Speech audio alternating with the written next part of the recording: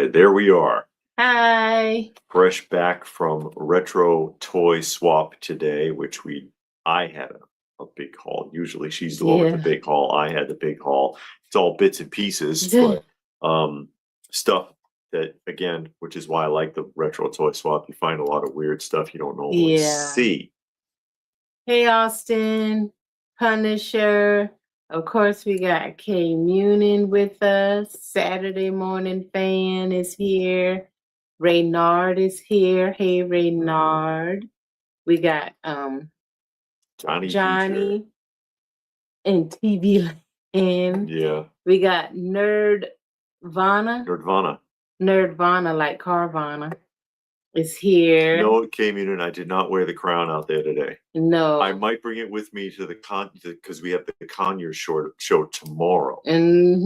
So I might wear it tomorrow. Migo Matt is here. Hello, hello. And Master Pain is Betty. Betty Davis eyes. Betty Davis. Maybe she's a personal trainer. Because when you sweat, that's your fat crying. Oh, is it? Yeah. I bet you nobody knows who said that. They'll cheat and look it up. Yeah, they'll look it up. But it's a fitness, I guess, guru out there. Yeah. And one of his lines is sweat is your fat crying. And Master Pain made a donation for the felines. Thank you very much. Thank you. I'm sure all of you are aware by now. We got our own impromptu cat shelter, which we are currently caring for 17 because Feral Mama gave birth to 4. And then we got Robert's joining us. Yeah, she's been away for a while, asking about your dad. Well, unfortunately, I had to put my dad in a nursing home. So the Tuesday just passed, I dropped him off at the nursing home. That was very, very, very heartbreaking for me. Sure. But it had to be done. He has Alzheimer's, and he's a wanderer because we live in Georgia, and he grew up in the same town, same neighborhood with all his family around in South Carolina.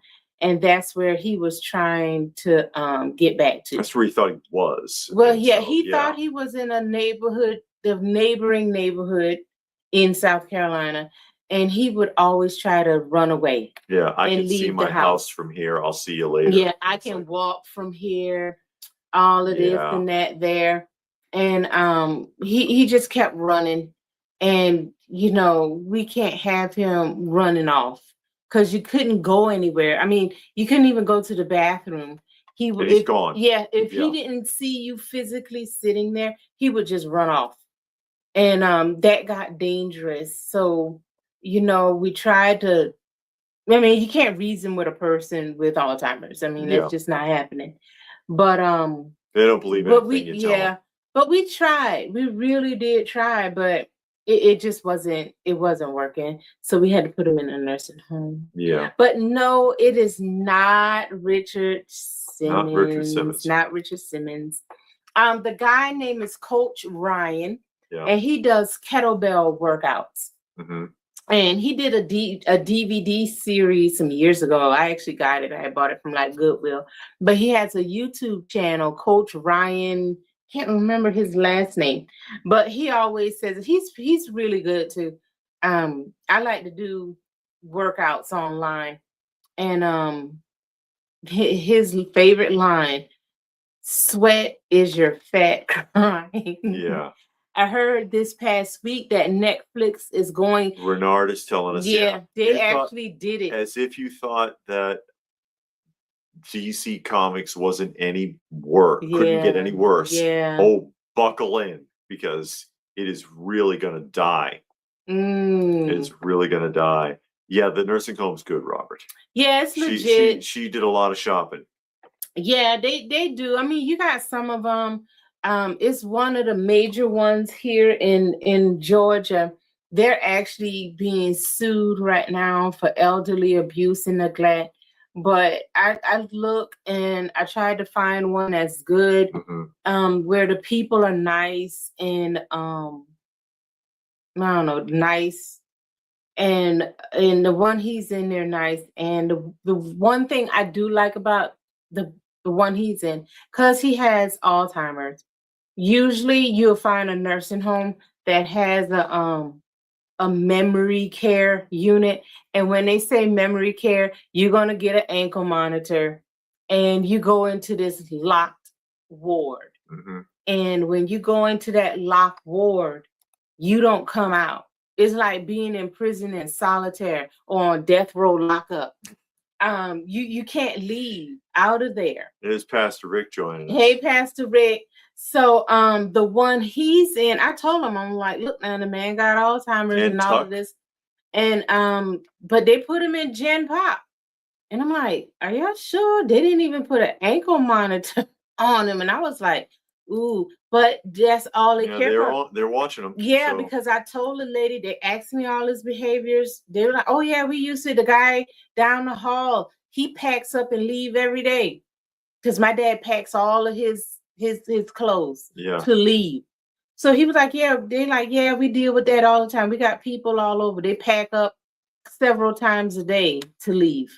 We don't go nowhere. Yeah. So, you know, that made me feel really good because he's in Gen Pop. Yeah. So he can walk around, he can go on outings, he can participate in the activities they do. Yeah. So I completely empathize with your situation with your dad. I had the same thing happen with my mom. Trust me, this is so much better for your dad and for you both. He's in good hands. Yes, that's Migo Matt. Thank you, Migo Matt. I really appreciate that. Hey, Raccoon Eyes. They gave you your name back. Yeah. Because she was Ann for a minute. Yeah. Now you're back to Raccoon Eyes. That's good. Yeah. If it was me, I'd be worried.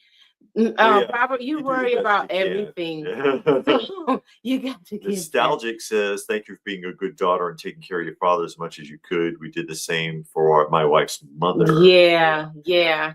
So, thank you, Pastor Rick. Pastor we really Rick helping us out appreciate with that. the felines again. Like I was saying earlier, we're up to 17 now. Yeah. 17 of them because of the feral mamas, new babies. Doing the best we can with them. Yeah. I love taking care of them. I really do. It's not cheap though. But yeah, so thank you everybody who helps with that. Yeah, my dad is in good hands. So I'm not worried about him. It's not expensive because Medicare paid for it. Yeah, so they pay themselves. Yeah. Hey, Junkman. That Junkman is joining us. How are you? Were you out at the retro toy swap? We were at the retro again. We were at the retro toy swap today, and I did a live walkthrough. Oh. And tomorrow we're going to be at the Conyers Toy and Comic Show hosted by Dutch, and I'll do a live walkthrough there too. And we got a massive haul of stuff. I got a big haul. It's all bits and pieces, like I said, and we did film it, and I'll put it up as a like a showcase video. And if we get anything from tomorrow, I'll do another one. And also, if you didn't see it, this afternoon, the second 2-hour vintage cartoon with vintage commercials video went up today. So I got that one up, and I think I'll probably put the next one up on maybe Wednesday. Yes, Johnny, we can visit. You can visit, you can take them out, you can do whatever.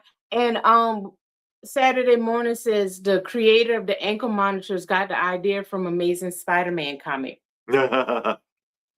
So, and they gave Spider-Man the credit.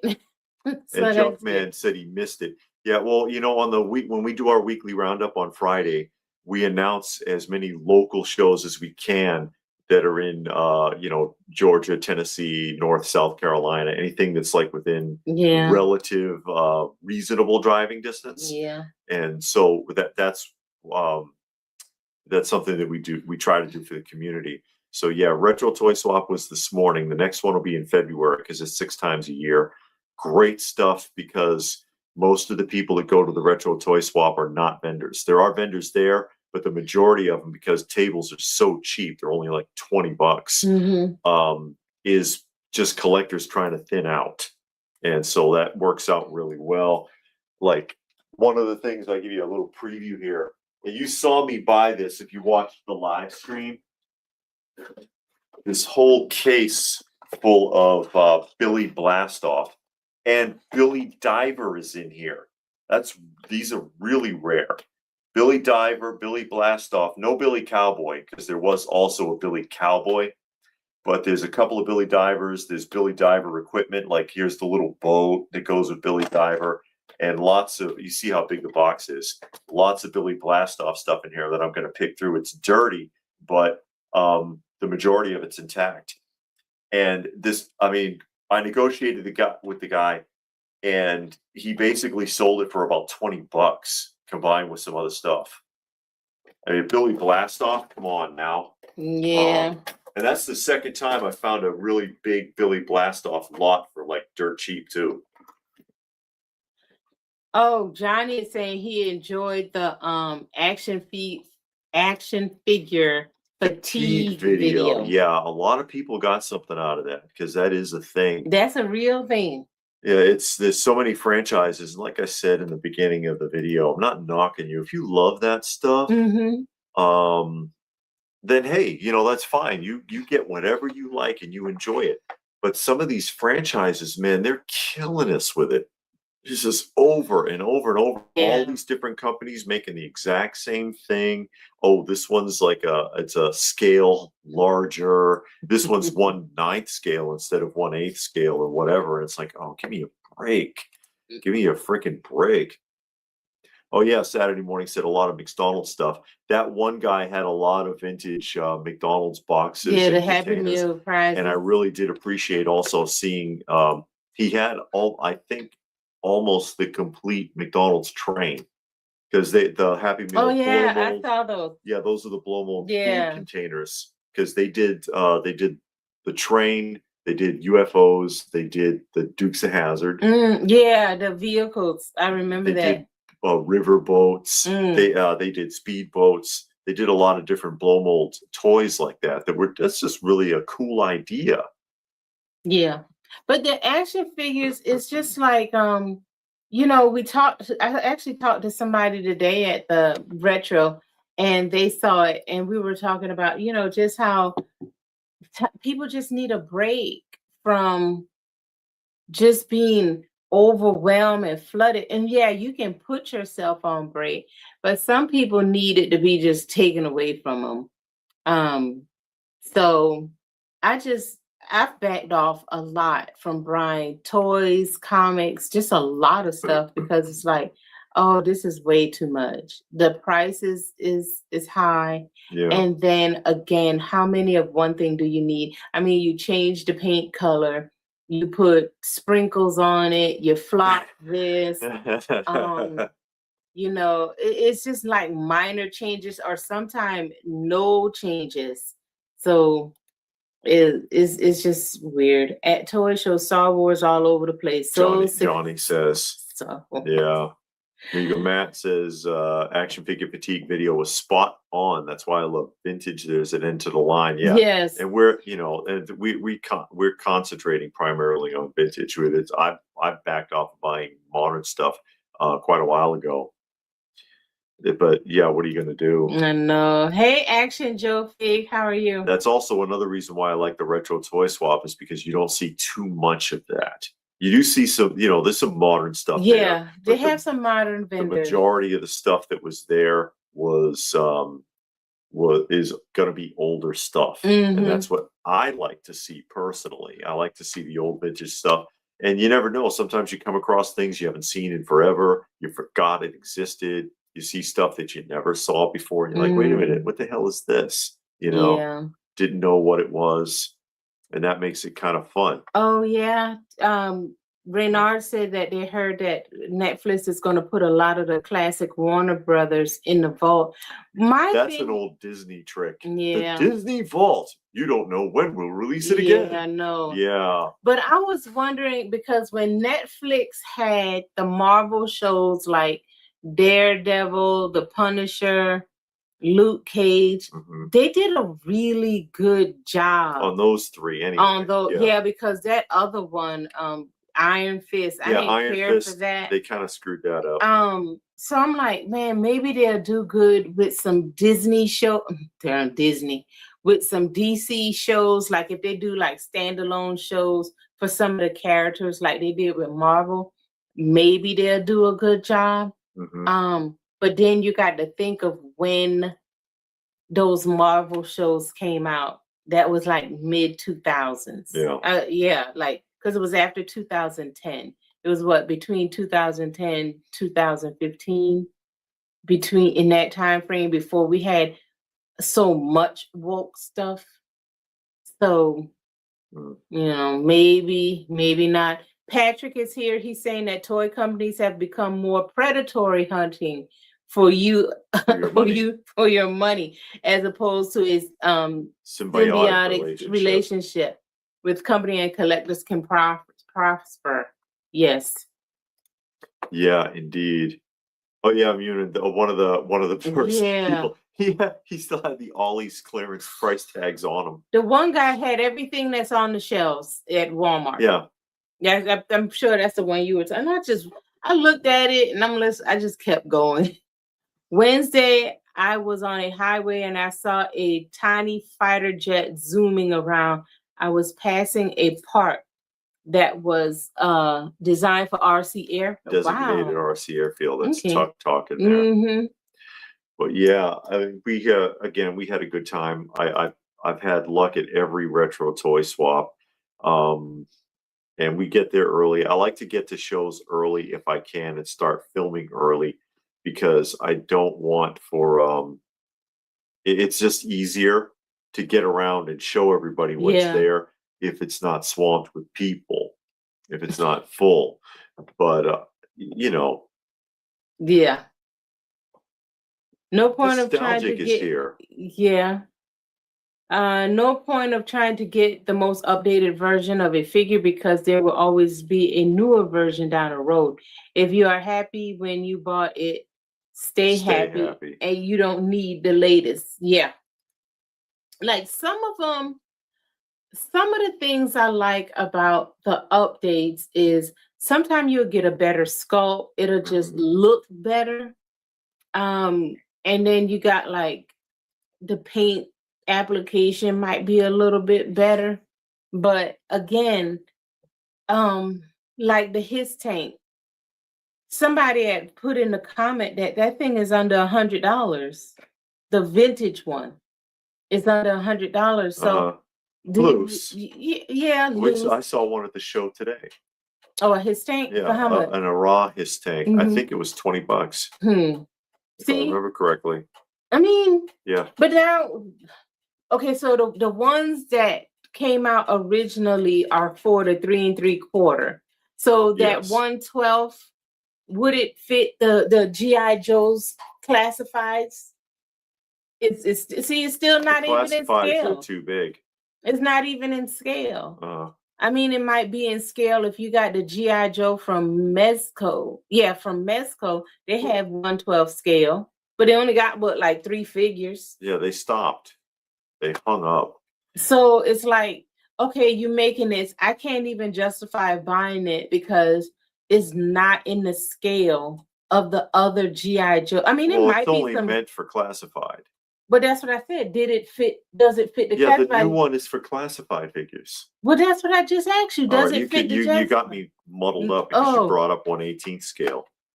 But yeah, it's made for classified figures. It comes with a classified figure. No, okay. All right. Well, then I mean, at least it fit with something, but still, that price is it's cheaper than the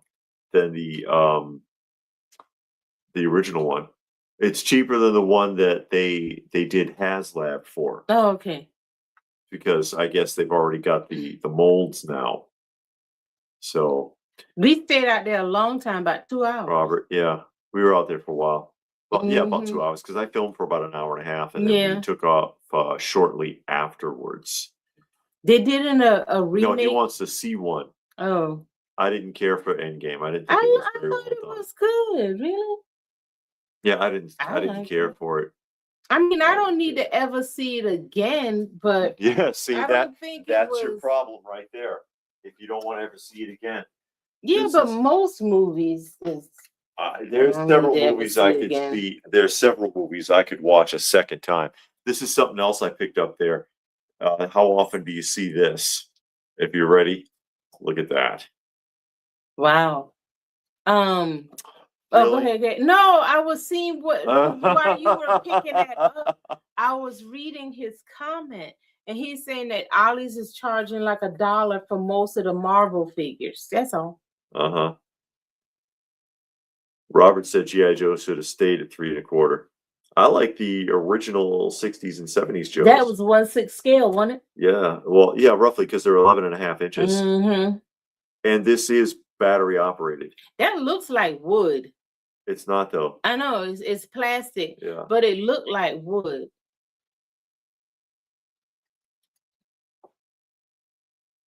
I do not. Saturday morning wants to know if I have Sergeant Savage or G.I. Joe Extreme. I do not have Sergeant Savage. I used to have the whole set. I don't have it anymore. G.I. Joe Extreme, I never liked those. I never liked those. What year did that come out? This, I'm sure. I'm going to guess early 70s. It's not marked. It looked like it's from the 66 Batman series. Yeah. I would guess at the latest early 70s. Hey, John, how are you? Yeah, John McJunkin. Good to see us both again. Yeah, no kidding. Haven't been able to for a while. It's kind of silly that the propeller would be on top of the boat rather than under it. Yeah. But yeah, there is a battery compartment. You turn the little horn. See? And then that's where so you put your figures. Oh, batteries. There's batteries going there too. Is it D size? It looks like D size batteries DLC. go in here. I'm not sure if it works yet. I'm not sure if it works yet, but it's like, what an odd piece. What an odd piece to turn up at the show. But that's again, that's why I like the retro toy swap, because you can find bizarre stuff like this. This is about as weird as my Batman Batcraft that I also found at the retro toy swap. I've shown Batcraft before. That one's by Marks. I know who made that. This one I'm not sure about. If there's a marking on here, I haven't been able to find it yet. But you know, even identifying stuff like this sometimes can be really hard. You know what I mean? Neat fact, says Saturday morning. Thought the Savage cartoon pilot had the 80s Joes and Cobra in it and passes the torch to Extreme Team. It bridges the gap. Oh, they had a cartoon? I didn't see it. I'll look for it. No, it might be interesting. actually, that makes sense because a couple of this original Sergeant Savage figures did come with a video cassette. Oh, okay. Special edition ones came with a video cassette attached to the blister. Yeah, Patrick said weird stuff is cool. Yeah, that is just nuts. I have no idea where this is from. Like probably some weird, because there's no markings on it. Some weird foreign job, you know, like made in Spain or Italy or something like that. Because I see weird stuff like that coming from out of those countries. Lou has a lot of that kind of stuff. Yeah. He has some stuff like this with Marvel superheroes on it, like Spider-Man and Hulk and stuff, but they came from Italy. Oh, so it wouldn't surprise me if that's where this originated from, something like that. But yeah, it's just so freaking weird. I'm gonna have to test it out at some point, see if that thing works or not. Looking forward to that. Hopefully it does, but you never know with that older stuff. Master Payne said, based on the sign and what was in the boxes, the WCBS stumbled upon. It's only the open carded Battlematic figures that are $1. Okay. Oh, okay. But no, Robert, they're not. They're not the same guy. Sergeant Slaughter, Sergeant Savage, Sergeant Fury, and Sergeant Rock are not the same guy. They're just sergeants. Hey, John. John wants to know if we get NECA. She does. I have some NECA horror figures. I have some NECA Ninja Turtles, and I have something else from NECA. But I haven't bought NECA in years. The last thing I bought was like some of the Ninja Turtles, probably like wave 3 or 4. When they were doing a Target run of Ninja Turtles, I used to get those because I was trying to collect that. But then it was so hard to find it in the stores. That's when you couldn't find them. Yeah. So I quit buying those and went solely to Super 7. And I haven't bought anything NECA since like 2020 or something, probably before that. Yeah. Because like I said, I used to get the Ninja Turtles. And I think that's the last thing I got. Maybe one of the horror figures when they used to come in the box with the flap. But yeah, that's hey, Dr. Cohen. He said it was painful to watch me pass on the Remco Dino He-Man knockoffs. He was rooting for me. Yeah, and that's in the live stream. The guy had a set of them, and he had some of the Imperial like Dino riders, and 3 of them still had the saddles on them. And he wanted like $200 for the set. He wasn't going to budge on it, and I was like, oh, and I would have loved to have done it because it would have been worth it for $200. And I couldn't do it. And the person who came over to buy him was another vendor. I know who it is. Yeah. I don't care what he told that guy, but he was another vendor. And I fully expect to see all of them on another table somewhere else for more. And it's just like, oh, damn it. But, you can't do it all. You can't do it all. Saturday Morning says that those G.I. Joe characters from Sergeant Savage, they went back to Sunbow, the classic versions with Cobra Commander and the Iron Suit from the late 80s.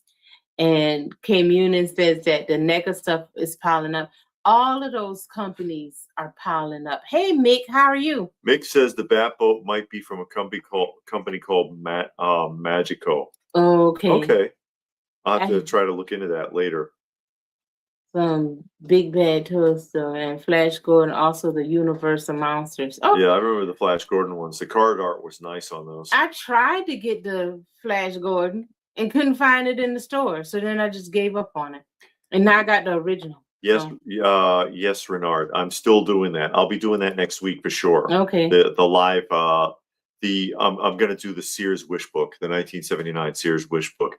Just because with all that's been going on, it's been tough, but we're starting to get back into the groove here. Really? No, I was looking at what John was saying. Yeah, we see those when we go to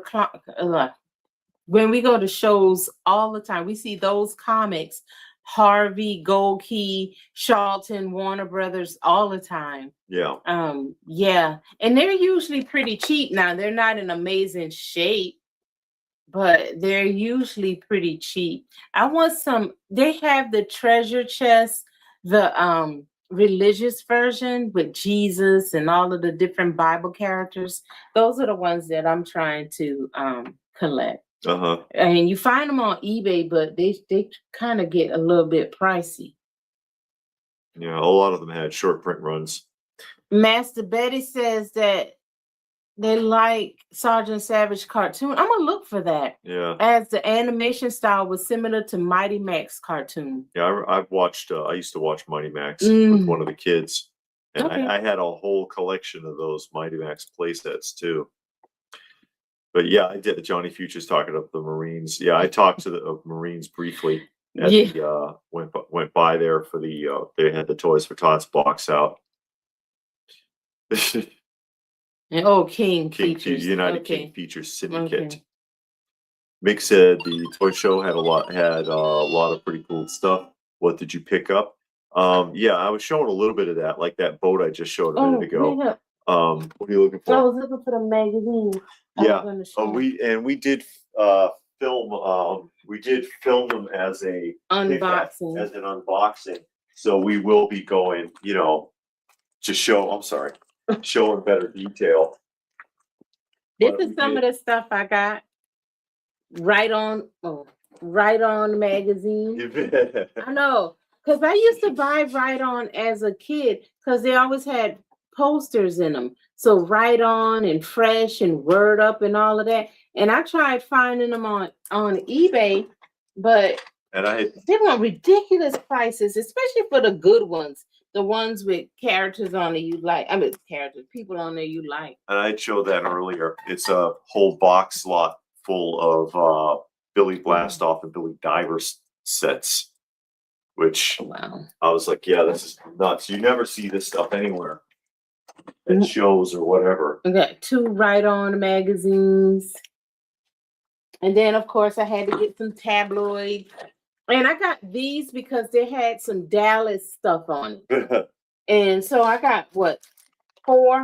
And they all talk about the shakeup that's going on Dallas. And I wanted that. The guy that I got this from, he literally had like 4 totes full of tabloid magazines. And I'm just like, wow. And of course he had like a million Elvis ones, but I got so many Elvis. I was just kind of nervous getting them, but he had nearly all National Enquirer, the Globe, and Star. So I know I don't have those, so I probably would have been safe. And also there's a whole tote full of Ghostbusters stuff, including 2 complete proton. Oh, wow. 2 complete proton packs in here. The old Kenner 80s stuff. Yeah, that Monster Force. We watched the Monster Force cartoon. Okay, so you just need 1 more. You're almost done. Congratulations for that. You're gonna feel good when you get finished with that. I just got the main 3 Ming, Flash, and Vulcan. Looks really good. I also got the Boss Fight Flash Gordon. Those 3 3/4 figures look really good. Better than the Marvel. Robert there. It's right on one of those. No, it's not. It was a black magazine with pop star, R&B rap stars from the 80s. Mm-hmm. It's not a Scholastic nothing. No. It just got like what am I trying to say? I keep wanting to say pop stars, but yeah, music and TV stars. But it was all black. Those magazines are hard to find. Yeah, with the poster intact. And like I said, I was looking them up on eBay, and they are expensive. Very expensive, especially if you get some like with Public Enemy or Run DMC or Michael Jackson. Yeah, anybody who's really popular. Yeah. McJunkin's asking about the $6 Million Man. Yeah, that was Charlton. Charlton Comics did the $6 Million Man and the Bionic Woman as like a mini series. Yeah. Migo Matt loves those. Yeah, Master Payne said, I wish I kept the Weekly World News. We got a whole crate full. We got a whole crate full of those. Season 10 of Dallas, Johnny. Yeah. We're on season 10 of Dallas. Yeah. And Tuck says it's amazing what survives childhood. My magazines didn't survive because I took all of the posters out and hung them up on my wall. And then we read the magazines, and I guess it got thrown away when you bought the next one. Yeah. Did you know Dallas had no? I did think not I've know heard that. I didn't know that. Saturday morning. I don't think I've heard that. The space stuff, as long as it's not Star Wars, like Buck Rogers, Flash Gordon, and Aliens. Mm-hmm. Oh, Tuck has to go, but thank you for hanging out with us for a while. Sure. Really appreciate it. Johnny's working on his 1/8 scale Batmobile. 2-year build will weigh 26 pounds. Yeah, he just finished one recently. I know he said he was doing like a monthly build kit. Yeah, he was doing the DeLorean. Robert, I don't know if they have the posters. We haven't opened it yet. I haven't opened it. It says it does on the one. Yeah. But I know if you ask the people, hey, can I open this? They usually let you, or they open it for you. And I do need to get better with that. I never ask. Now, if I'm buying a comic, I'll ask David to open it up for me and go through it. Or I'll ask the vendor to do it. I don't, because I drop things and I'll fold it back too much and tear it. So I don't do a lot. I found a Mattel thing maker. Nick found a thing maker. That's What's a classic thing toy. maker? It's where you pour the gel into the molds and you heat them up. Mm-hmm. You've seen those. It's got the metal molds and it's got an oven. But yeah, everybody, we all did that. Put it on posters. That was a big thing, and I don't think. Well, I'm pretty sure it is not, because you don't have magazines. Walmart was big at selling posters. They still sell posters. I don't know if anybody. Yeah, nobody cares now. And do kids even put posters up? Hey, Hill on Wheels, how are you? Hill on Wheels says that they were at their at the show today. Yeah, unfortunately, there were more scheduled that didn't show because of the weather. But yeah, as the weather gets warmer, it'll crank. You'll have as many as 70 vendors turn out there at the Retro Toy Swap. Yeah. Johnny just finished the DeLorean. The Dallas. So you had the main run. I think that went like 13, 14 seasons. And then it came back in the 2000s. And I will watch the one that came back in the 2000s. I know David didn't like hearing that just now. Dallas is starting to wear my nerve. Bananas and Dynamite have some cool 3D monster posters. Oh yeah, Nick is saying Banana. I remember those shows, those magazines. Yeah. Yeah. Oh no. Do you have Movie Monsters by Alan Ormsby? I don't think so. John is asking. I don't think so, because I don't even know who that is. So I'm pretty sure I don't. And now Fan Home just opened orders for, oh wow. An 89 Batman, Johnny is telling us. So Johnny's gonna put that together. That's cool. But yeah, I remember posters. I don't think kids even put posters on the walls anymore. I have no idea. Not that I'm aware. I haven't seen a kid's room in forever. Oh, in which 59 issue of Army at War did Sandra Rock first appear? Was it that late? Was it in 1959? I thought it was in the 60s. I don't know. Bernard, yeah, still Silver Age. Yeah, yeah. Yeah, Silver Age. I think I got that issue of his first appearance. I think I do. I know I have the issue with the eye patch, the origin of the eye patch, because it's not a key, but it's origin of the eye patch is a key. Yeah, it's a key. I know for a fact I have that because I hunted that one down. Yeah, and I also have it. Oh, you do? Yeah, it's right behind you. Oh yeah. It's on the spinner rack. I didn't look at that spinner rack. Hey Blue Splash, how are you? I think I got the first appearance, but I'm not sure. No, I'm not going. Oh, you're not doing the Batmobile? I can't take doing another one. It's not like you got something else to do. 2 years. 2 years of my life. Oh yeah, because he's so busy. Yeah. Hey, you can do that piece by piece. You spend an hour a day. But it wasn't a cat who tore his eye out, by the way. No. His shrapnel got in his eye. But yeah, I actually, because of once a month we change the spinner rack up, and a video for that will be going up next week too. Oh, okay. Saturday morning said the niece got up some posters and both teen nephews. Okay, that's cool. Okay. I haven't been in a child's room. I don't know when the last time Robert wants to know if Dallas or Dynasty is longer. I don't know. I think Dallas is longer. Probably. I think Dallas is. You got to look it up on Google. Just go on Google and type in which one is longer, Dallas or Dynasty, and they'll give it to you in 2 seconds. Alan Ormsby, Bob Clark, friend and director, both involved with A Christmas Story and I Saw Black Christmas. Ormsby's book is small and awkward. Oh, okay. Boris Karloff's Frankenstein cover. Mixed horror and pop culture. Black Christmas was good. I did not like the ending because I didn't think it was realistic. The police would have went and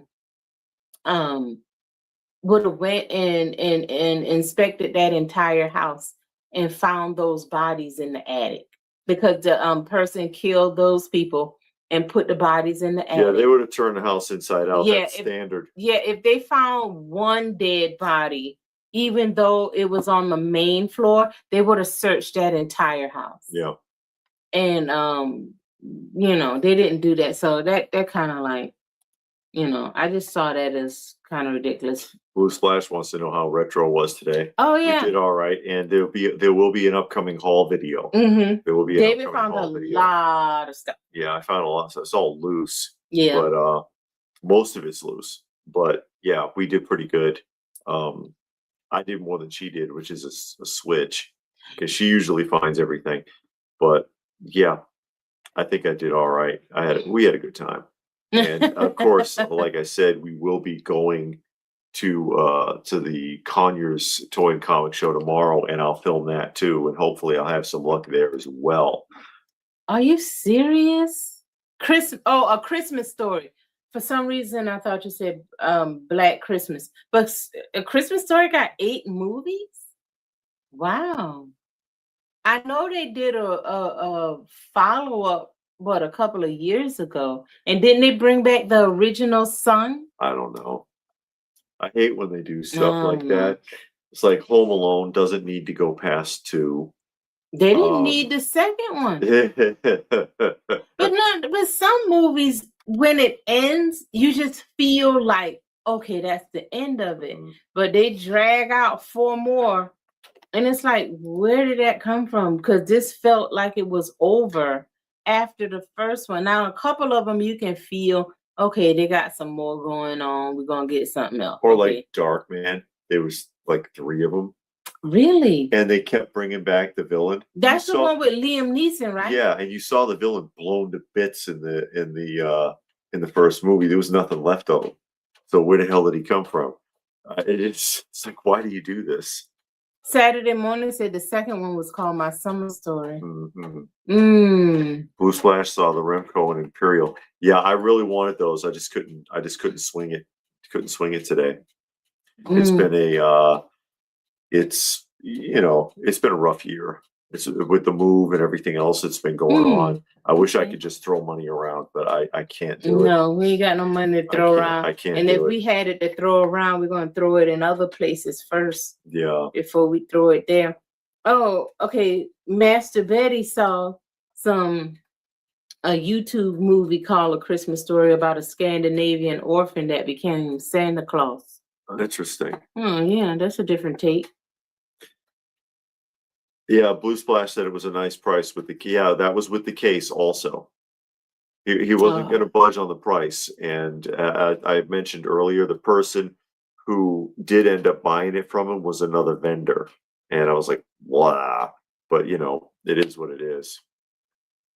I don't know about that. Robert Katz can be very dangerous. He says, I don't think a cat would be able to take out his eye. I've had kittens bite clean through safety gloves.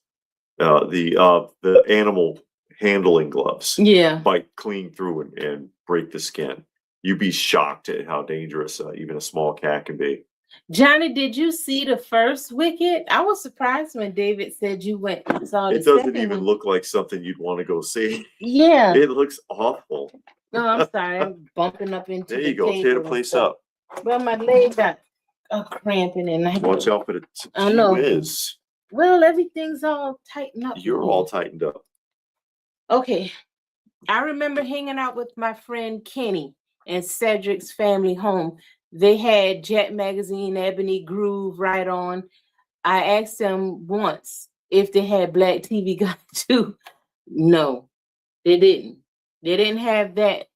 But the closest you was going to get is Jet. Because Jet talked about TV and music. And that was it. So. But Johnny saw also the first one. Shame on you, Johnny. Did you?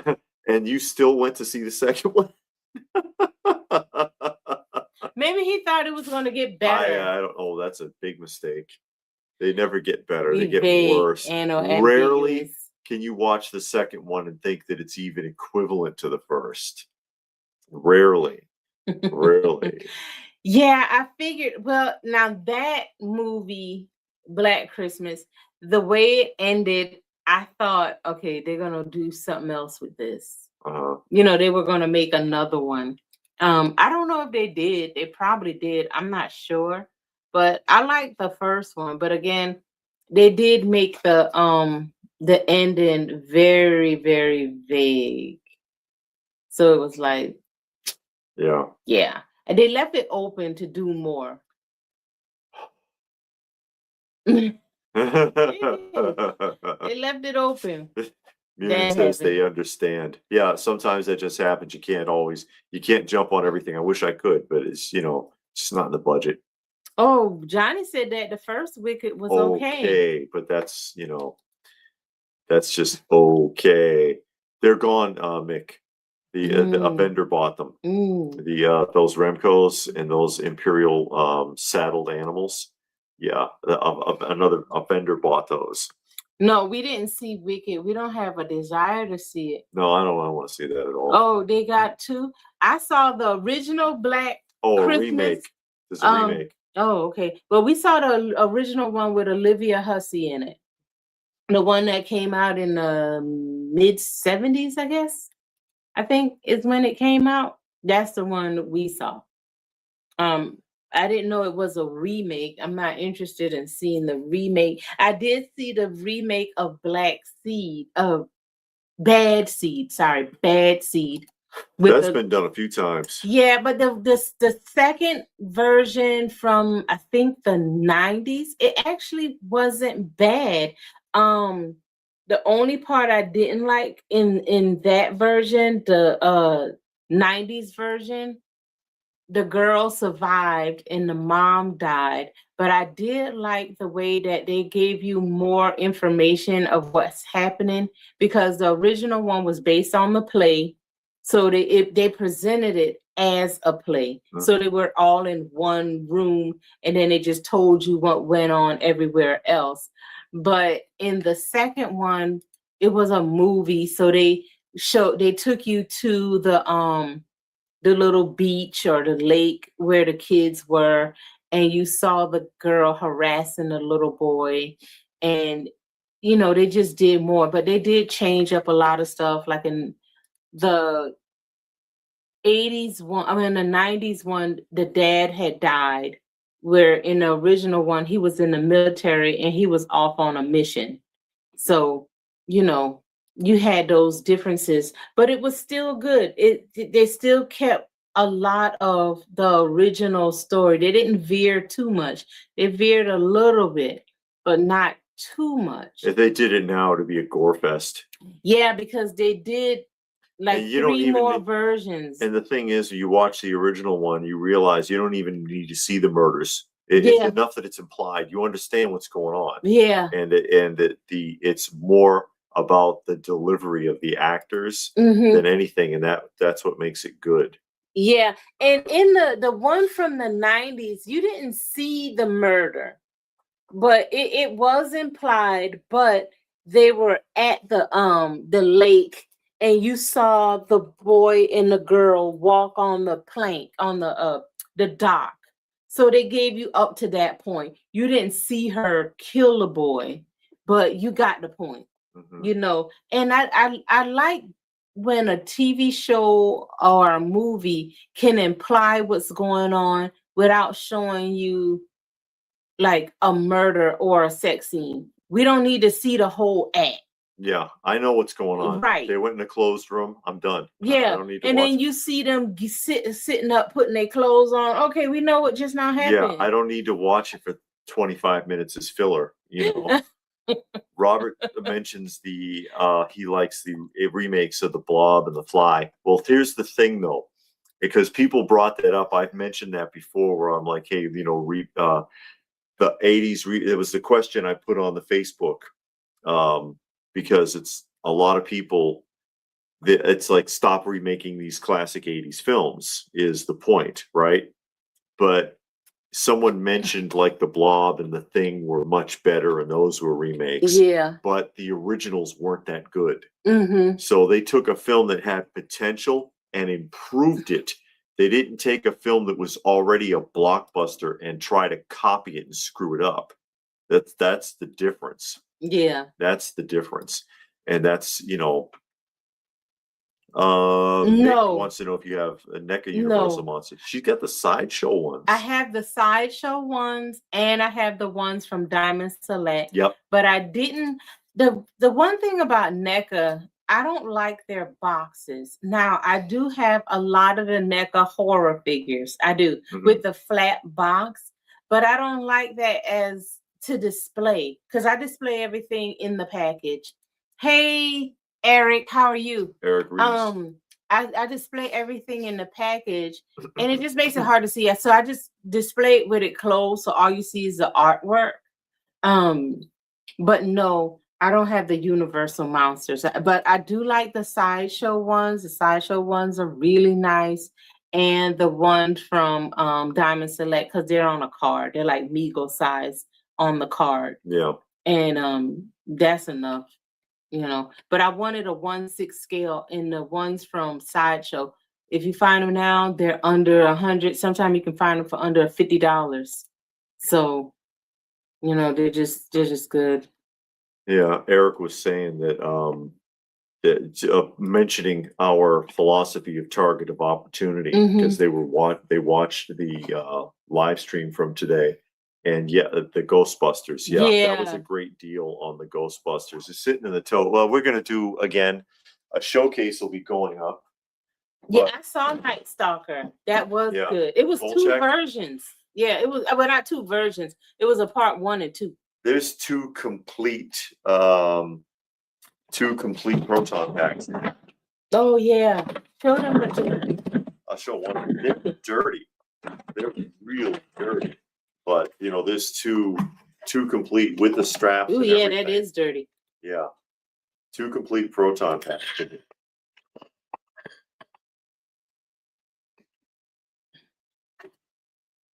And as well as a few other odds and ends, little catch unit here. If I could figure out how that works. There's a box full of figures that came. Ghost projector so that you can chase it with your proton pack. And he has to get batteries for all of this stuff. Takes a crap ton of batteries. But yeah, there's just some. There's a bunch of stuff in here, and a whole box full of random figures. But yeah, that's just the way we do it now. It's we've been doing it that way for a long time. Just look for the really good deals and just enjoy it. Or look for something that you wanted but didn't really realize you wanted, or it's on your list. If you find it, you find it. If you don't, you don't. Yeah. And get it like that, because when we first started going out, we went out with lists and we never found what was on the list. But then when we were doing that, we did it with toys, with comics, and then I even did it with the first time I went record shopping. You didn't look for anything else. So you missed a lot of things because you were so focused on the list.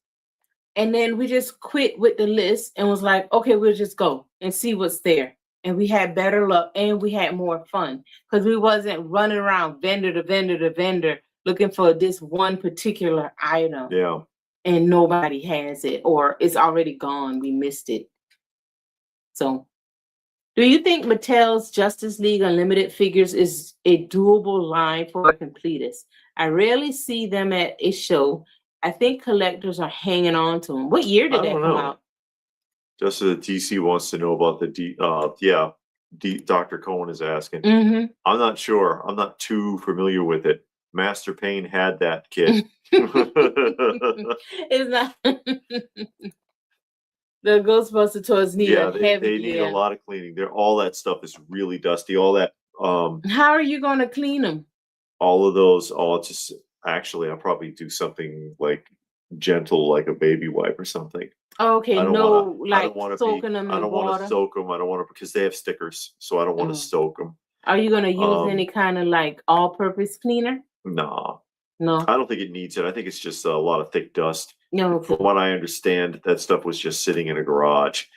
And the Billy Blastoff is pretty grubby too. And I'll clean it all up and I'll see what there is. There's a lot of repeat pieces. I can probably make a lot of whatever I don't need and, you know, throw it up for sale. But for a lot of that I'll end up keeping. Do you know what year that came out? What, Billy Blastoff? No, the Ghostbuster toys. Oh, those are the Kenner 80s pieces. They came out in the late 80s. Oh, okay. And let's see. Most new toys are not something I'm interested in collecting. NECA is probably the only toy company I like. Okay. And then we got Lee. Lee's joining us. He said, did they remake the Night Striker? I'm not sure. I don't know about Night Striker. I know Night Stalker. Do you have anything from Star Wars? Yeah, I haven't gotten anything recently from Star Wars, though. I think somebody asked earlier. Yeah, I haven't gotten anything recently from Star Wars. And Graham says, "Hey, Graham." That I went past that. They had the Land of Before Time Pizza Hut puppets. I would have grabbed those to get them in one go. And they had the Casper. They had the Casper set also from Pizza Hut. And I have that set. I have the complete set in the other room, which are the glow in the dark ones. Land Before Time, not that interested in those, but yeah, it's nice to see them out there. Johnny says he's going to do the New York City Fire Department fire truck. 124, 2 feet long. Wow. You need to put Roger Moore on it. Why? Because he drove Roger Moore. Oh, he's the Saint. Yeah, he was also the third James Bond. Okay. And he in the very last View to a Kill, his very last Bond film, he drove a fire truck. Oh, okay. A ladder truck. Okay. He-Man and She-Ra Christmas special, Pac-Man had a Christmas special? Yeah, it did. I barely remember it though. Yeah, Night Stalker had two, part 1 and 2. And I saw both of them. Night Stalker, yeah. And they were good. To see Forever Night. But yeah, we did all right. Like I said, I did more than she did this time. A lot of loose stuff. Not quite sure 100% what I'm going to end up doing with all of it. The Billy Blastoff, I'm really looking forward to picking through because I do have a bunch of loose Billy Blastoff stuff, and I'll find a place to display it and set it up nice. Again, you never know what you're going to find. And it's one of the main reasons I like the retro. I did. I pressed a card back before. Oh, Dr. Cohen's asking. And the card back, when I bought it, it was damaged. And then it got even more damaged during a move. And it was all crumpled up. So I had David press it to just flatten it.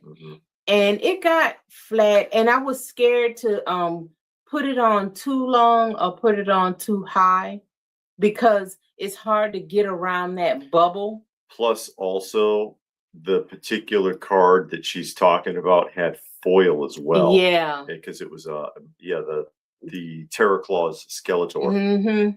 So be careful messing around the bubble area, because you're going to only get so much in the press. If you have a press machine, if you use an iron, it might be different.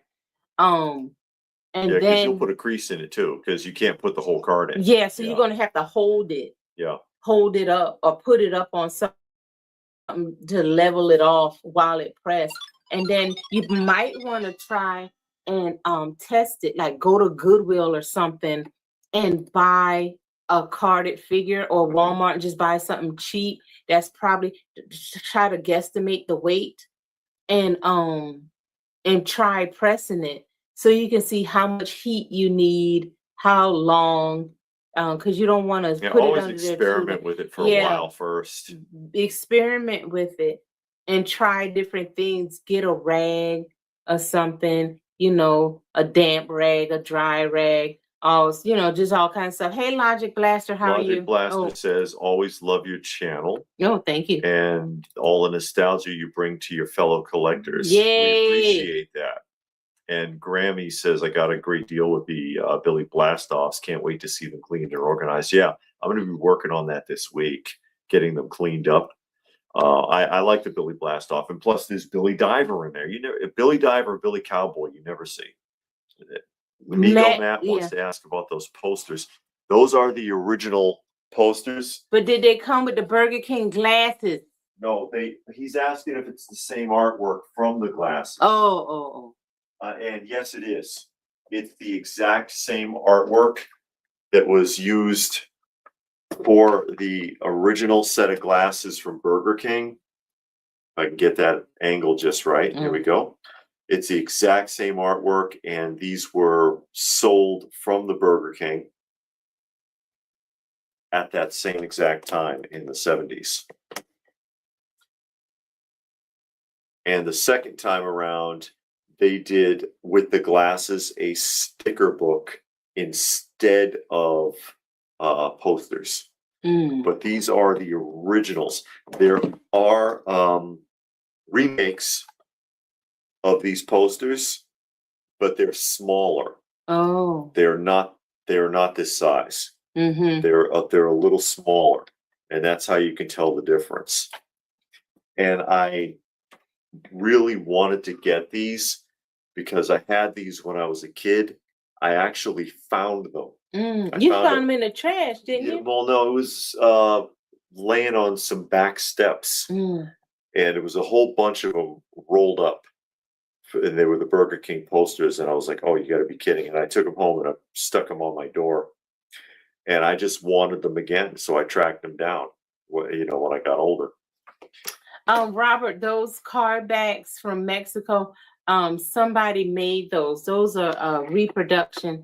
I solicited a guy off of Facebook or something, and he made those. I told him what to put on there, and he made them because those figures I got came loose. Somebody sent me some Mexican bootlegs, but they were loose, and I wanted them in a card, so I bought a card. Yeah. Okay, Wacky Wall Walkers had a Christmas special aired with the Mr. T cartoon special. And who made those Billy toys, and when did they make them? Oh God, who did make the Billy Blastoffs? I'm trying to remember.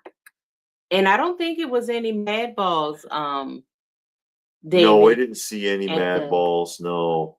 Matt thinks those prints are gorgeous. They are. The Billy I want to say 1967. Oh yeah. Billy Blastoff. And a lot of the equipment, if you notice, it looks exactly like the Major Matt Mason stuff. But it's like a little fat Major Matt Mason kid. And Eldon Toys? No. Eldon, ELDON, I think. Eldon Toys? Yeah, Robert, I've been noticing on YouTube, they're really ramping up those ads. But yeah, see stuff like this, very similar to a lot of the things that Major Matt Mason had made. So yeah, when you watch the live stream, when you watch anything, you're gonna get a million ads. I mean, that's just the nature. It's tiresome. There was an article about that after the Thanksgiving Macy's Thanksgiving Day parade, that there was massive complaints, even from the host studio on NBC. Even they. Hey, Frankenfrog. Hey, Frankenfrog's joining us. Even NBC had to acknowledge and apologize for the high level of advertising, because the ads, it got to the point where they outweighed the actual parade footage. And and wherever the other platforms that it was shared on besides NBC, because NBC spread it out to other platforms, and they had some deal going, but people were like, what the hell is with all the freaking ads? Hey, Stone Sour. And Stone Sour made a donation for our felines. Again, we have 17 now. We're back up to 17. And I was starting to thin them out. When we got here, I was at 12. And when we moved, it was at 12. Now it's 17 again. Yeah. But yeah, the ads are nauseating. But And nothing you can really do about that. Because I think they do it, well, I know. They do it so you can buy the service. So you can pay for the premium so that you'll get no ads. But then they did that with Pandora.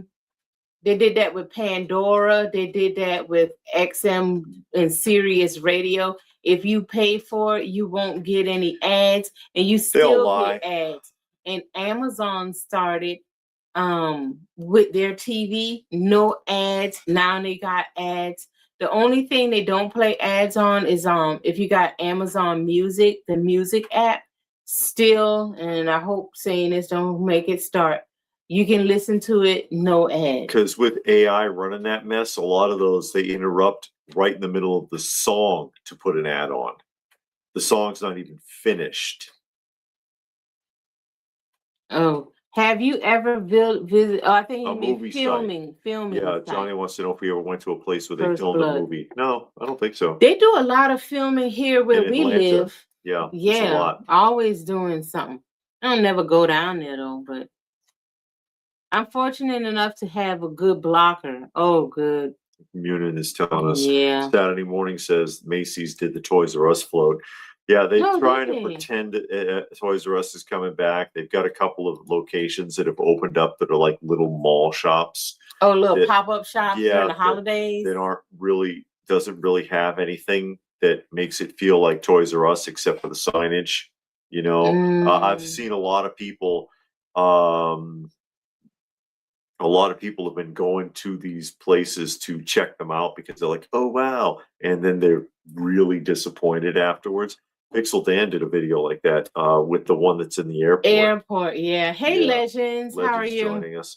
He was like, oh, wow, it's Toys R Us. And he went in there and he said he just felt sad. He was like, oh, this is because it's a Funko shop. It's Funko Pops and Legos, and that's about it. You know, it's like it just doesn't feel like it at all. Yeah, but okay, with the climate of toys now, the majority of the people, which are us, our age group, we're not buying the toys. Nobody wants them. They don't leave off of the shelves at Target, Walmart, GameStop. You go to Big Bad Toy Store and Entertainment Earth, their clearance sections are loaded, gigantic. Yeah. So what do you need a dedicated toy store like Toys R Us? I mean, because all you're going to get is brand new stuff. Now, if they did vintage stuff and people can go in there, but then the prices probably be ridiculously high. But if people can go in there and like sell their old toys or something, maybe, but nobody's going to do that. So they tried that already. It was Think Geek. No, that wasn't old toys. But no, I mean with the new and targeting the adult collector market specifically, that was Think Geek that was connected to GameStop, and those did terrible.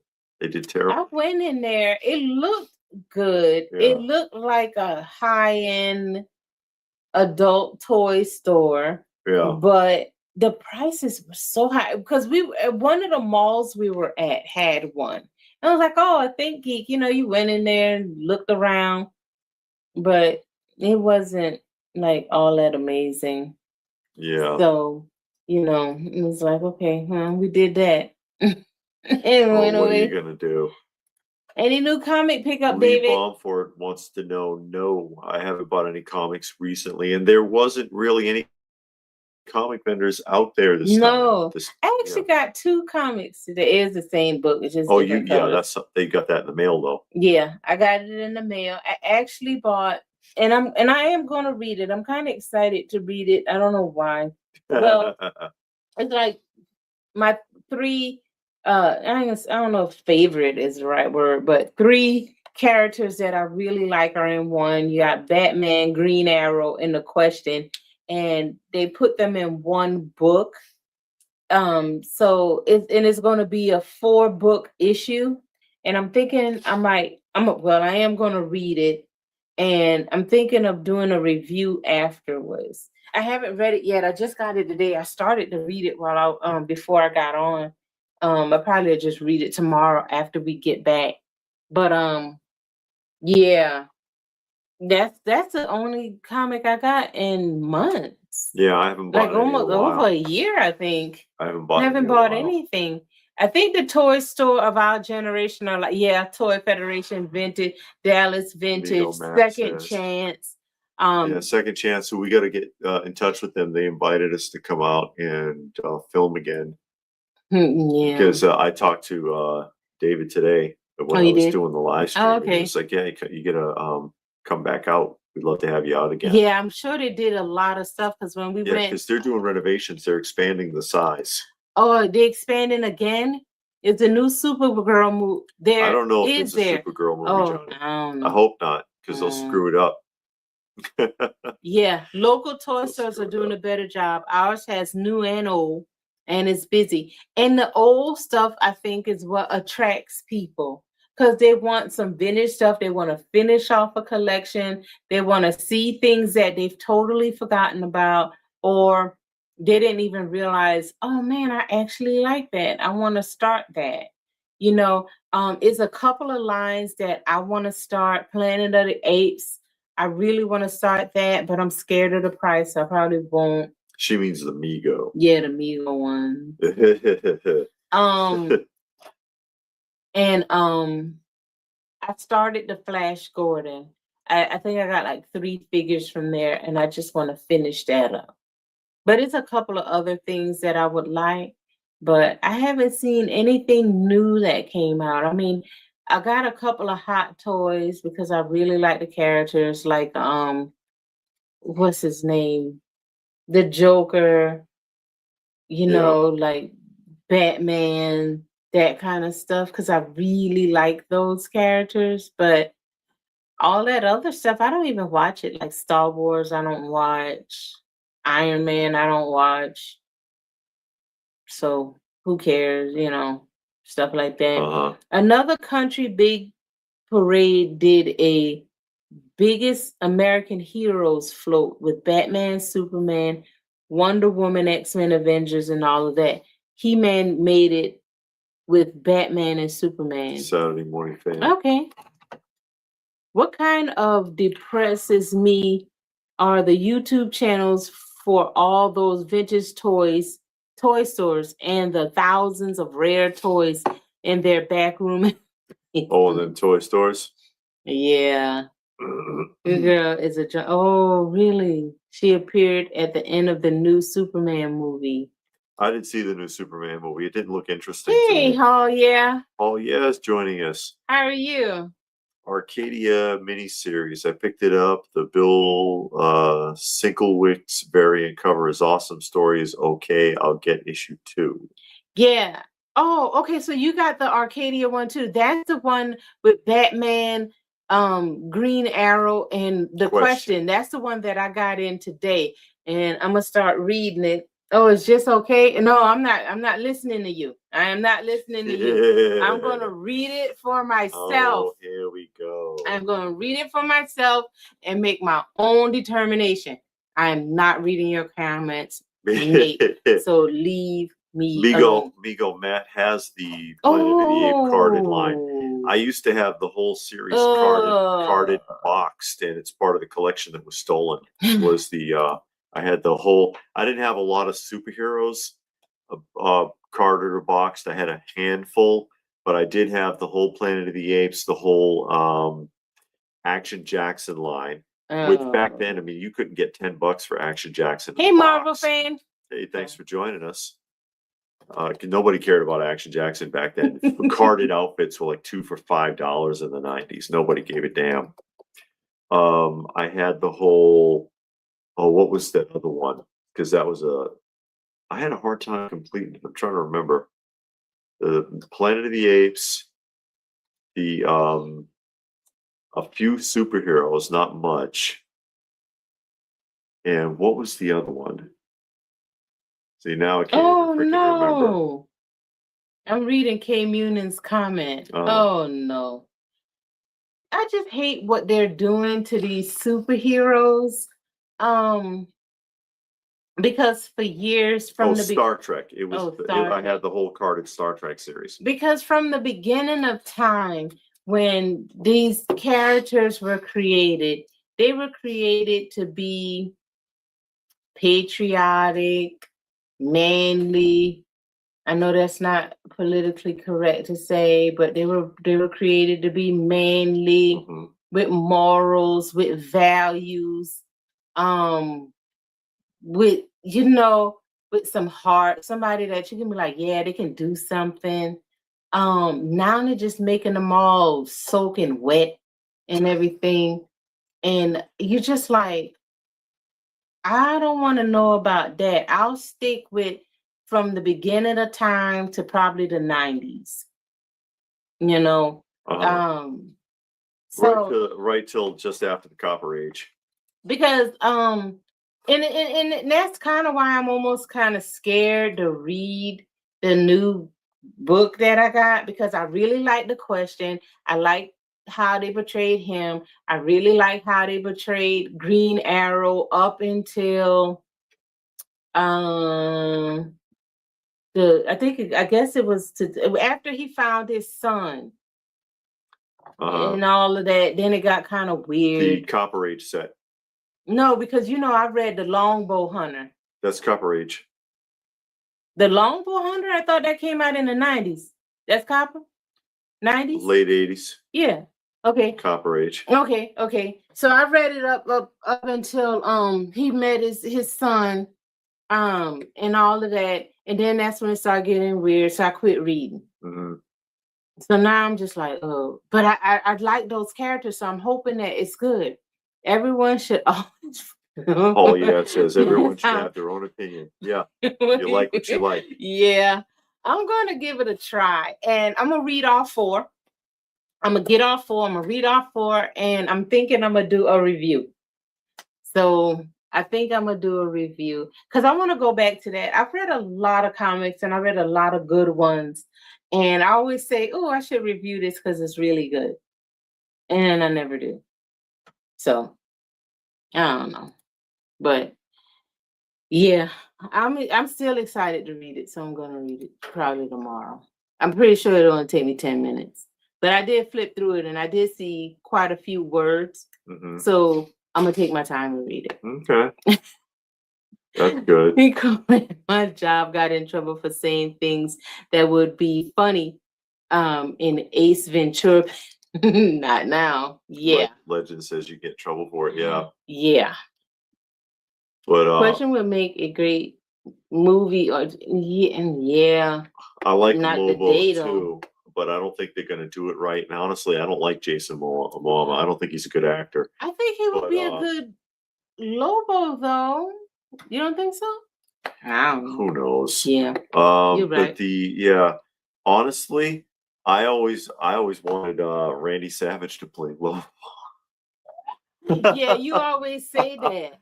Yeah, because I think of him as Bonesaw, but Lobo.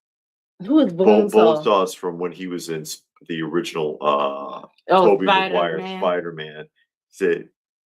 But he played a wrestler named Bonesaw, and it's just the way he comes off and how he looks all scraggly and muscular at the same time. Feels like how Lobo is projected in the comics. Oh, okay. When they refined the character, not the Legion comics when you wore the jumpsuit, but when they started refining the character and made him more like a biker, that's what he felt like. Oh. And I was like, I could see Randy Savage just being in character and doing Lobo, and it's like that would make sense to me. Jason Momoa, I don't know. I'm just kind of really certain. Some of these guys, I'm just kind of sick of seeing in films. Jason Momoa ain't everywhere. Yeah, the hell he is. Anyway, Johnny wants to know if you're going to complete the Rambo Force of Freedom. That would be nice. I don't know, because some of those carded figures are real expensive. I have a handful, but not a lot. Not a lot, but I do. But some of them are real expensive. It just gets more expensive all the time, especially some of those vehicle sets and things like that. But I'm like, I don't know. And you don't see them much at shows either. They don't come up too often. So I don't know. Watching the vintage wrestling and the things that they say in the commentary, you could never say right now. Yeah. Because we're watching the ones from the 70s. We're in the early 80s now. But some of the things they say, because they got like the Indians, they got the Samoans, they got the people from Russia, and none of them are from where they say. No. But the things that they call them, like, look at those engines go, and you're sitting there like. And they got Chief J Strongbow, all the way from Italy. Yeah, because he's Italian. He's from Italy. Or Koloff, the Russian Koloff, and he comes out there from Moscow. It's Koloff, Ivan Koloff, and he comes out there with his like big red boots and everything. It's like he's from Canada. Yeah. It's like, but I mean, the things that they say and the slangs that they use, you can never get away with. I know now. Strongbow's out there doing his war dance and and tiptoeing around the ring and stuff. And because we watch a lot of the vintage wrestling. It's hilarious. Yeah, he comes out with the big headdress. Him and his brother. They got the big chief headdress on and everything, and you're looking at everybody's it now. Out there. Yeah, all the fans and the kids got on the headdress, and they got little tomahawks and stuff in the audience. It's hilarious. But just going back in 2025, and looking at that, and like, okay, this was the late 70s, early 80s. Sure, nobody saw a problem. Because when you look through the crowd, they didn't care. Yeah, when you look through the crowd, it's blacks and whites. Nobody cared. Nobody had a problem. This aired on TV, and everybody was cool. Now you try to put on an Indian headdress and see what happens. That's cultural misappropriation. Yeah, you're gonna get canceled. I mean, they're gonna make videos about you. How old were you when you found out Mr. Fuji wasn't from Japan? I mean, he's Hawaiian. He's Hawaiian. And he got a fake Japanese accent and everything, and you're like, and with carrying the flag and throwing salt and everything. Yeah. Doing all of these rituals and all kinds of stuff. Oh my God. And his partner Tanaka is even more Hawaiian than he is. It was hilarious. It is, but it just shows you how far we've changed in that 40-year span. Because people didn't take it seriously. No. And nobody was offended. It just was what it was. The Ugandan giant wasn't from Uganda. He was from Louisiana. And he spoke perfect English. I mean, come on. And the Samoans, those 3 Samoans, they spoke English. They made up some kind of dialect, some kind of language. And they're talking it. And it's like, you making that up. You speak English. It's hilarious. It was part of the act. People believed it back then, though. I talked about that a lot. I did a video on it when they did the John Cena heel turn, because everybody's like, "Oh, it's the greatest heel turn in history. It's the greatest." I'm like, "No, it wasn't. Not at all." No. And I made an argument for the fact that it actually the greatest heel turn was when Hulk Hogan did it. And then all the people in the comments were all mad at me. They were like, "Yeah, but it was they spent a lot more time setting that up, and it was a much better story." And I'm like, "You just made my point. You knew it was a story, and you knew it was a setup. When Hogan did it, people believed that shit. Yeah, they believed it because everybody stayed in character. That's why there was all that controversy at the time about wrestling's fake, and people were so angry. And there's a couple of reporters that we even injured, because they would go so far as to that one guy who slapped that reporter and knocked him out, and they sued the WWF, and they paid him off because they were not going to get mad at that wrestler for protecting the image. That protecting the image was paramount. I've talked about it before in Hulk Hogan's book. In Hulk Hogan's book, he talks about getting arrested in Florida with the Samoans and being on the hotline to WWF, begging for somebody to come down there and get them. Because these 2 idiots won't speak English, and we need to get the hell out of here. You didn't break that code. Mm-mm. You just didn't. But yeah, when Hogan did it, people believed it. That's the thing. When John Cena did it, they were like, "Oh, that's interesting." It's not better. Even if it was a better story, you knew it was a story. Yeah. That's the thing. Yeah. I don't want to know legends. I don't either. I think we'll be all burned. The earth will be on fire. That's why we're hiding. We'll hide in the woods. But I never seen John Cena wrestle. Yeah, I wasn't watching it. That got Robert wants to know. I remember that. I can't remember who it was. I know he was a black guy. I can't remember which wrestler it was, but yeah, Andre, because he was a notorious drunk. And that one night he got sick. And when he did the thing, because Andre, really wasn't a great wrestler. Oh, that was Bad News Brown. Okay, Bad News. Thank you, Johnny. Johnny says Bad News Brown. I couldn't remember. I guess it was bad news for him. Yeah. He only had like a handful of moves. I'll choke you. I'll squeeze your shoulders. That was one of Andre's moves. I'll put my big boot up, and maybe I'll fall down, and maybe not when I do it. Because sometimes when he puts his boot up and the camera cut away, it's because he fell. He didn't have the balance even to lift one leg. I'll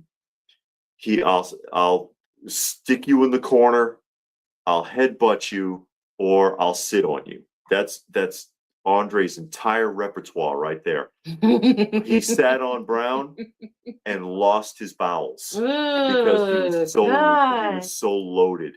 And Brown didn't finish the match. He just slipped out and walked away. Ooh, I would have walked away too. And went to the showers. And he said Andre apologized afterwards. I'd have bleached myself and just roll and swim in alcohol and bleach.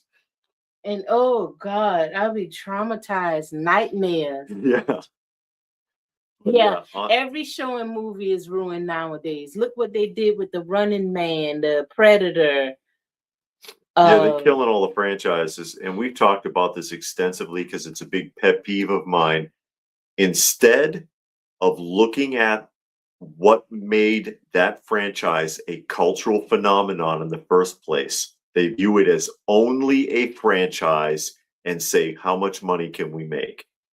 And then they don't care who directs it, who acts in it. They don't care if they want to tweak it a little bit to put in some social justice bullshit. Oh, they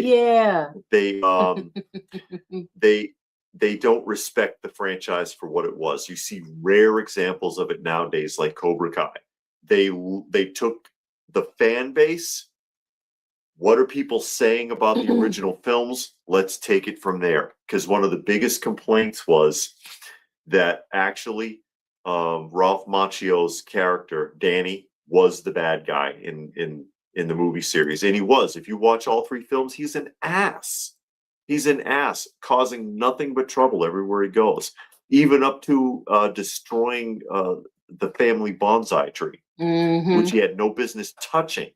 You know, everything he did was a mistake, and Mr. Miyagi fixed it. And it's like that so they ran with it and they worked it into the series, and it made a lot of sense for people who were fans of the original films. You can pick it up where it left off and make it make sense, but they're not doing this. People didn't like Tron either. But the thing that I find so weird, and I don't know if it's a conspiracy or what, Disney owned all of these franchises. I didn't realize that Disney owned Predator. And they ruin them. Yeah, it's like, oh, let's see what franchises we can ruin. Let's buy up all of these franchises and ruin it, because they got what's that? The Indiana Jones, Star Wars. Don't they own Star Trek? No, that's Paramount. Never mind. Yeah. Paramount's Star Trek is ruined now too. But they own Predator. They own all of Marvel. Everything Marvel. And they got that new Star Trek show. You ain't seen nothing until you see Klingon wearing a dress. So don't get me started. It's like, let's get as much stuff as we can. They own Doctor Who. I think they ruined I that. think they own Doctor Who. They ruined it so bad. I'm not trying to be funny, but they made it so fruity. The actor who is gay said he can't even do it and quit. I mean, my God. Are they doing this on purpose? Like, okay, let's sit in the boardroom. Okay, I got this show, the Doctor Who. How can we ruin it? And then they sit there. Or are they saying, okay, we bought this new franchise, it's the Doctor Who. Let's find some writers. Let's give we DEI, so we got to hire up some women. Hey, I know a good idea. Let's hire some people that don't know nothing about the show, never watched it, never read the book, and refuse to watch it and refuse to read the book, and let them write up a story about it, and then we'll produce it. It'll be for the new generation. The new generation don't care about it. They already know about these franchises. If they like what it was, they'll like what it is. But if you alter it, trying to second guess what it is, the up and coming generation is going to want, you ruin it. Yeah, because they don't want that. They don't want that. And I see what you're saying there, Betty.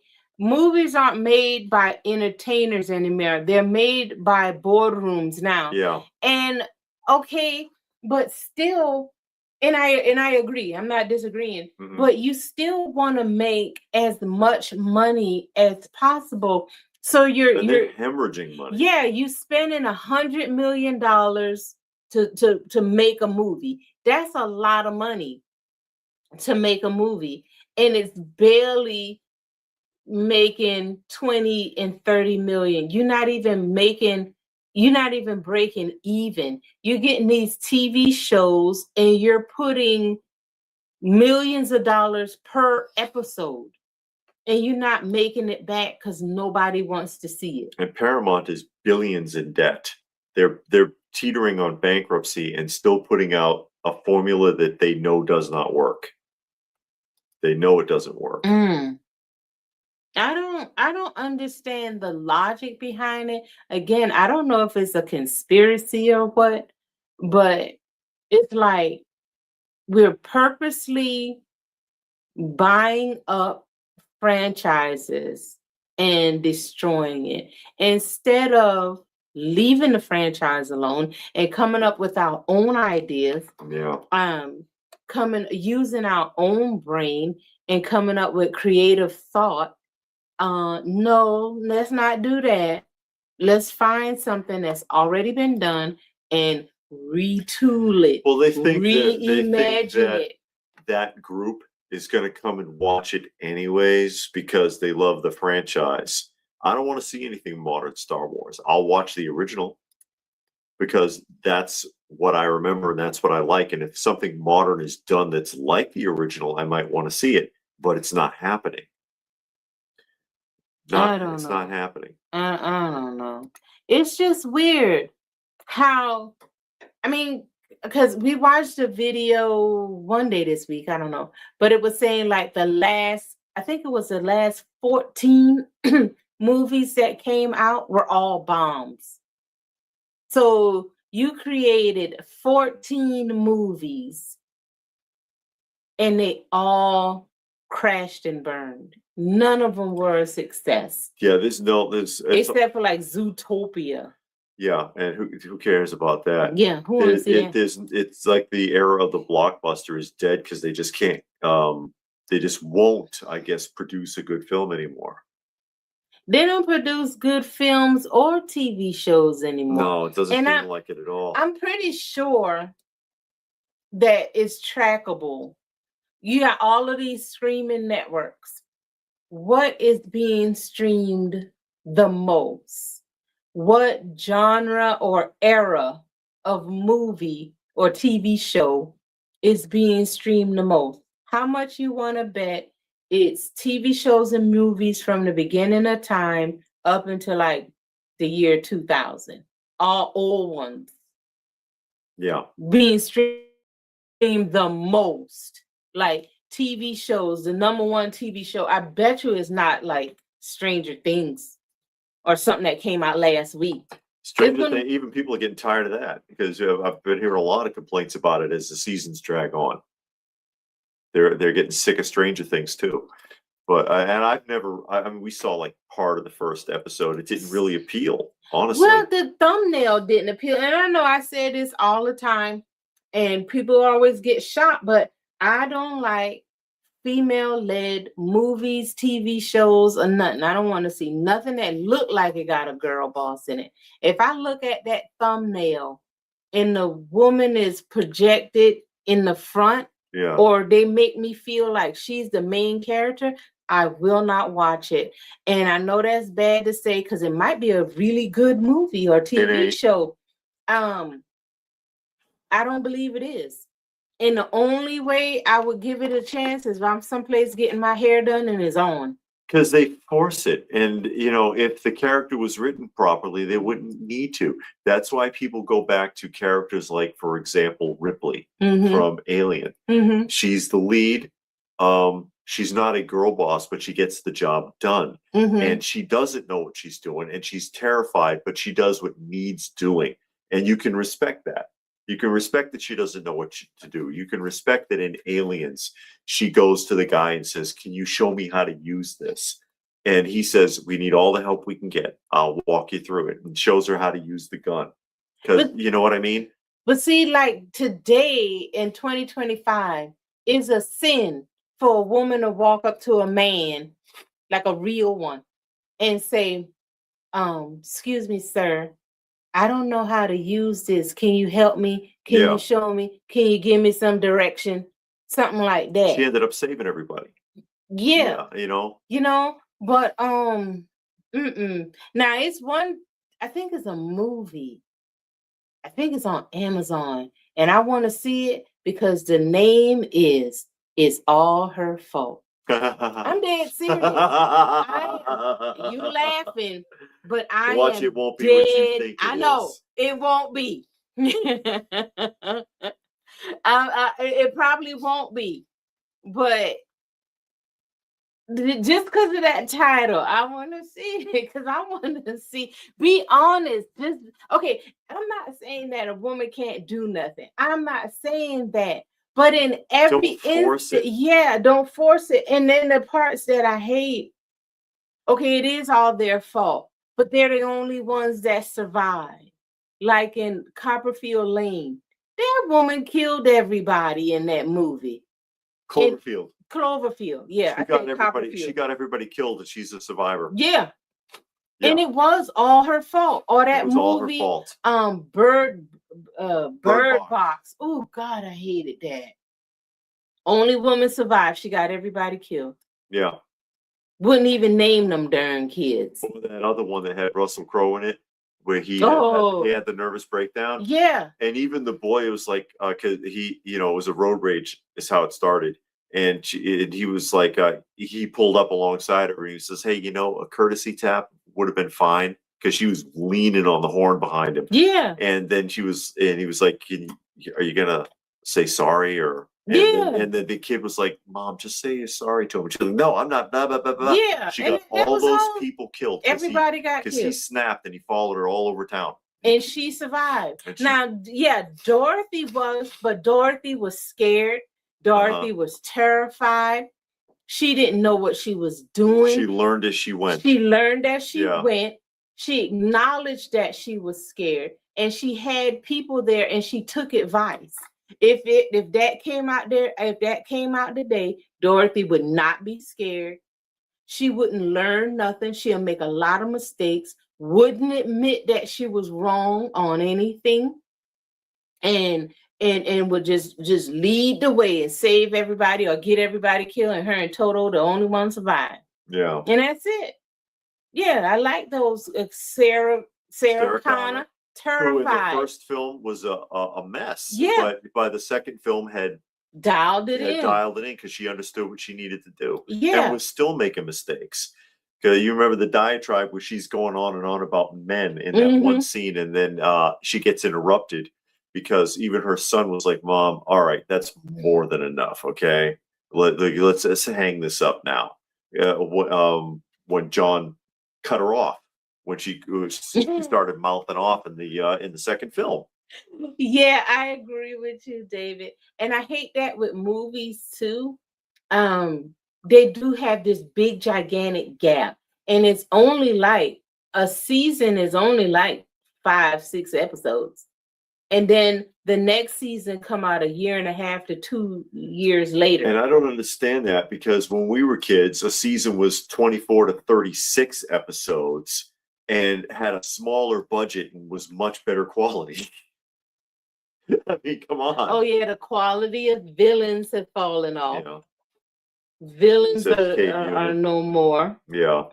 They're all spirited away. The girl was scared, then learned to be brave as the movie went on. See, now if you grow within the movie or the TV show, I can tolerate you. Okay, you started off, you probably was a little bit snarky, you didn't know nothing, you got knocked around, you like, okay, let me get myself together. I learned how to manage myself, how to get myself together. I learned how to rely on others, how to ask for help, how to work it as a team.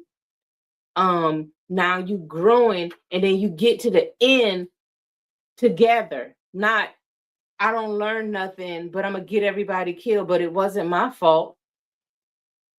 It's like, how is it not your fault? That's why the first Iron Man is considered, the original Iron Man film is considered almost to be a classic. What happened to Tony? He was arrogant. He was a smart ass. He got his ass handed to him. It seriously humbled him, and he had to reconsider everything. We don't have Netflix because we don't have any streaming network that we have to pay for except for Prime, Amazon Prime. But if we got to pay for a streaming network, we don't have it. Yeah. Stranger Things is 10 years old, and we just now are getting the 10 years. Wow. I didn't realize. Well, it did come on while we were in Illinois. Yeah. I do remember. I do remember that. I remember kind of watching the first episode, and then we turned it off halfway through. Yeah, it wasn't appealing. Heard that Willow series tried to make the villains of the movie sympathetic. This was just they did that with Lord of the Rings now too, and they changed the canon drastically because they made female orcs, and they made the orcs like peaceful tribes and stuff, and that's not canon with Lord of the Rings at all. J.R.R. Tolkien wrote them to be abominations. They're only males, and they are hatched. They are grown. They come out of pods. Mm-hmm. There's no females. They're not Indian tribes. That's Amazon retooling Tolkien's imagination. Mm-hmm. Beauty and the Beast. I used to watch that. I hated her on that show. I was a kid when I watched it, so okay, I remember. She used to tease him. She always making him think that he was going to get some, and then he knows she was about to do nothing. And then she finally gets with him, and then brushes him off. Oh, they messed around. That's like bestiality. Well, Stranger Things is like The Walking Dead. It went on too long. Says nobody cares. Yeah, because Walking Dead was a phenomenon for a while, and now it's like Walking what? It just been forgotten almost. I did see the first episode of Daryl Dixon, and it was really good. And if the series continues like that first episode, it'll be good. And me and a guy at work, all we talk about is TV shows, because we both watch a lot of shows. And he said that one continues. Is at season 3 now, and it's really good the whole way through. And he knows what kind of stuff I like, so he was like, "No, it's not girly." Even when Carol comes in, but I like Carol anyway because Carol finds him. But yeah, that first episode was really good, so I got to finish watching the rest. I have it on DVD. Yeah, I got Pluto. We got all of the free ones. We got Peacock because Comcast gives you Peacock. So we got that one, and it's free. Yeah, we don't want to pay for enough stuff. We don't need that to be an additional utility because it's getting ridiculous. I know. that will now own a lot. Netflix owns a lot. They do a lot. I used to, when we had Netflix, I did watch it a lot. I did watch a lot of new shows on there that I had never seen before. And then we just cut all of that and was like, okay, it's a lot of free apps out there like Pluto, Tubi, Plex, Freevee, and a lot of others that you can get. I mean, yeah, you're gonna miss some shows, but are you really missing something? You know, the problem with Netflix buying up all the franchises is that they will eventually stretch themselves too thin. And I think that's what Disney did, buying up all those franchises. They're stretching themselves too thin, and people are getting disinterested because they got bad storylines. Saturday Morning wants to know if I'm going to get Fall Guy Mash over the top or Manimal action figures. I have one Fall Guy action figure. There's only two. And that's, of course, because they came with a vehicle. I've got the one that came with the plane. I do not have the one that came with the truck. MASH, I had a complete set of MASH, except for the play set. I did not have the play set. It'd be nice to have that again, but I don't know. Manimal's tough. Those are very expensive. The Manimal figures are very good. They're not even really figures, they're animals on cards. And I guess you're supposed to pretend he already transformed. But Manimal was a TV show, wasn't it? Yeah, and he turned into animals. He turned into animals. And Dr. Cohen says, I think the Lord Orcs were made by corrupting elves. But yeah, but they put them in pods, right? And then they like birthed them. Mm-hmm. But there's no females. Isn't Brightburn with Will Smith and he's an alien or something? I have no idea what that is. No, I'm asking Robert. I haven't seen it, but I think I know what that is. I think they're like cops or something, but they're aliens. And I think it's Will Smith. I think. What female-led TV show from the 70s and 80s are good? Wonder Woman was good. Well, it was fun. It was goofy, but it was fun. I don't know anymore. Police Woman was popular. I didn't see that. What was that? Late 60s. I don't remember. Thank you, Stone Sour. Hey, Stone Sour made another donation to our feline fund. Thank you very much for helping us. What's the other one? Bionic Woman. Okay, I didn't see that. Bionic Woman was okay. Trying to remember. I don't know. Because if growing up at that time, if it wasn't an action show, I probably wasn't watching it. Yeah, Bionic Alice. Alice was. Oh yeah, good. Alice was okay. Alice was good. Alice was okay. I can't think it too much. Oh, Charlie's Angels. Goofy again. Popular. Better than the films, though. The films are awful. Oh, Brightburn is a corrupted Superman story. Will Smith was in Bright. Okay. About fantasy races in the modern era. Okay. Yeah. But they were like aliens or something, and they were cops, I think. Oh, Saturday Morning says Electra Woman and Dinah Girl. Come on. That's from the Croft Superstar Hour from Saturday mornings. Yeah, but we're talking about like real TV show. Okay, like Bionic Woman was. I guess it's anything that was good. That was female led. But see, you can't really name a bunch. But you can go all the way up to even stretch it out to the 90s. How many can you name? Warrior Princess. But was that good? It was dumb. So was Hercules. I remember Xena. Hercules was too. It was a dumb show. It was fun for people to watch, but Buffy. Charmed. Charmed wasn't good. It was female led. Yeah. Charmed. It was popular. It was popular. Sabrina, I did watch Charmed. Sabrina the Teenage Witch, live action version. But okay, we naming a lot of shows, but they were not good. But they were female led, but they weren't good. Dark Angel, that was about the girl. She was angel. She's the sheriff. She's the sheriff.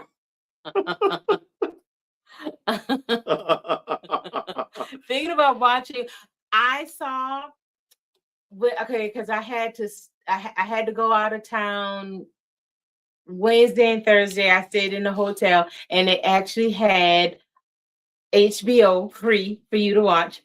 And I saw an episode of Welcome to Derry. And I didn't get to pay attention because I had a phone call. So, but I had it on. But I want to watch that. So I got to wait until it comes out on DVD, and then I'll get it so I can see it. But I do like what they did with those Stephen King movies, like Castle Rock was good. Under the Night Sky was good. And it was another one they did. That was 60s Saturday morning. Girl from Uncle. But still. Yeah. Mrs. Columbo, No. Shame on you for even suggesting it. Maude. Oh, no, Carol Burnett in Mama's Family. Yeah. Carol Burnett, Mama's Family. Maude was terrible. Golden Girls. Golden Girls is wretched. That show is awful. We tried to watch it. It's actually really bad. I don't know how it's so popular. I don't know how I watched it as a kid, because we did try to watch it when we worked at the daycare center. And listening to that one episode. Saturday morning's just trying to be funny now. Oh, a Blossom. Oh, please, Punky Brewster. Punky Brewster. But yeah, Golden Girls was kind of hard to watch. It was very hard to watch. I thought the new BSG was great. What's BSG? BSG. It showed okay wokeness. I don't know what Okie wokeness. Okay. I don't know what BSG is. So I can't even say if it was great. Okay. Oh. But I mean, I don't know. Charlie didn't like those films. Were awful. Charlie's Angels. They were bad. And his police officers. The Starsky and Hutch was a comedy, though. They tried to turn that into a comedy. Like the Dukes of Hazzard. Yeah, they ruined the Dukes of Hazzard. Iconic. Oh my God. I never saw Punky live show as a kid. Only the cartoon. They had a cartoon. Yeah, there's a cartoon spinoff. I agree with David. Laverne and Shirley. Laverne and Shirley. Which was actually more popular than the show it was spun off from. Happy Days. Yeah, that's correct. What's Happening could beat the heck out of anybody. Battlestar Galactica. Yeah, the new Battlestar Galactica. The second one. No. We didn't like it. Yeah, because Starbuck was a woman. And the way that they portrayed her, because she was an ass. We saw her in the first episode, and it's like, wow, what a little bitch. And Starbuck, he was smug, but he wasn't like that. He wasn't rude. Yeah, he wasn't. He was kind of smug in his, almost arrogant in his confidence, but he could do what he said he was going to do. Yeah. But don't rub it in everybody's face and be a prick about it. He wasn't like that.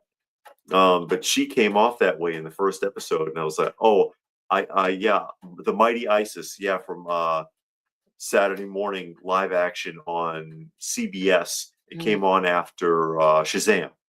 But it's okay if you got a female. Remember that show. But why does she have to be nasty? Why she got to be rude and arrogant and curse you out and then and deflate your manhood and everything like that? You don't have to be that to show that you're strong, that you can do the job.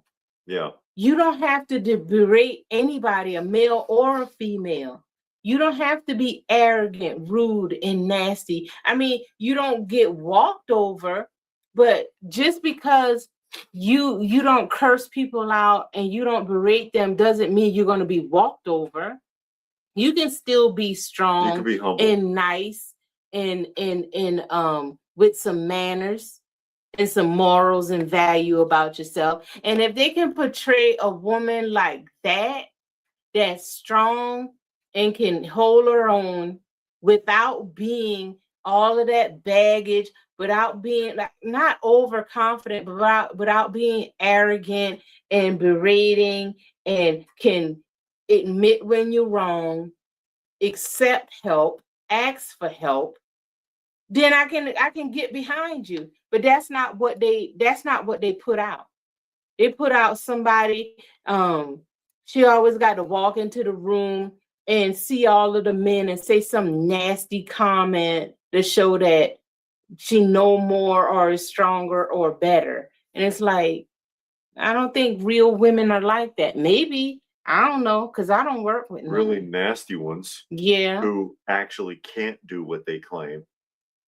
And they're just pushy and arrogant. I don't know. Yeah, we've dealt with them. Yeah. But in the workforce. Oh, Johnny loves Small Wonder. Oh, shame on you, Johnny. You probably used to watch Perfect Strangers too. Oh God, that was an awful TV show. Oh, Cousin Balky. Oh yeah, Cousin Balky. Some of those shows are pretty bad. Yeah. No, there should not be any. There should not be any Small Wonder or Perfect Strangers action figures out there, even though I'm sure Mego is chomping at the bit to do it.